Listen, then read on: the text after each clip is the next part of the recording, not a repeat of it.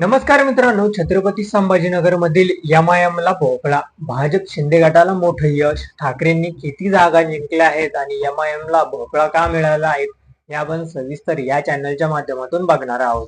चला तर मग मी सचिन नाईक आणि तुम्ही बघत आहात आपली राजनीती चॅनल. महानगरपालिका निवडणुकीत भरघोस यश मिळवणाऱ्या भाजपने जिल्हा परिषद व पंचायत समितीच्या निवडणुकीतही आपला विजयाचा सिलसिला कायम ठेवला. छत्रपती संभाजीनगर मधील भारतीय जनता पक्षाला पुन्हा एकदा मोठे यश मिळालं आहे. त्या पाठोपाठ शिंदे गट हा जिल्ह्यातील दुसऱ्या क्रमांकाचा पक्ष ठरला. दुसरीकडे महानगरपालिकेत तब्बल 33 जागा जिंकणाऱ्या एमआयएमला या निवडणुकीत भोपळाही फोडता आला नाही. या दरम्यान ठाकरे गटाला नेमक्या किती जागा मिळाल्या याविषयी आपण जाणून घेणार आहोत. त्या अगोदर चॅनलला नवीन असेल तर सबस्क्राईब नक्की करा. छत्रपती संभाजीनगर मधील जिल्हा परिषदेच्या 63 आणि पंचायत समितीच्या 126 जागांसाठी 7 फेब्रुवारी रोजी मतदान पार पडले. आज 9 फेब्रुवारी निवडणुकीच्या मतमोजणीला सुरुवात झाली. शिवसेनेच्या पारंपरिक बालेकिल्ला म्हणून ओळखल्या जाणाऱ्या छत्रपती संभाजीनगर मधील भाजपाचा प्रभाव वाढताना दिसत आहे. जिल्ह्यातील बहुतांश जागांवर भाजप शिंदे सेना यांच्यात चुरशीचा सामना पाहायला मिळाला.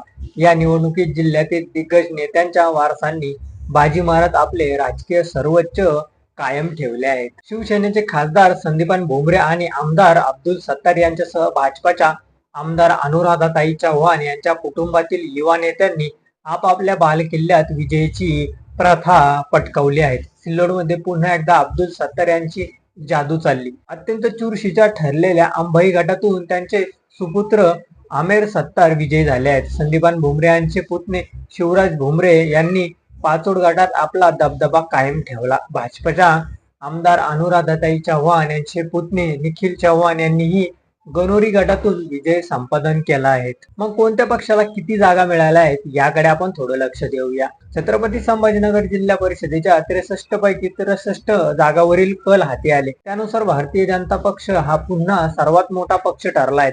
भाजपने जिल्हा परिषदेच्या 63 पैकी सर्वाधिक जागा म्हणजेच 23 जागा जिंकवल्या.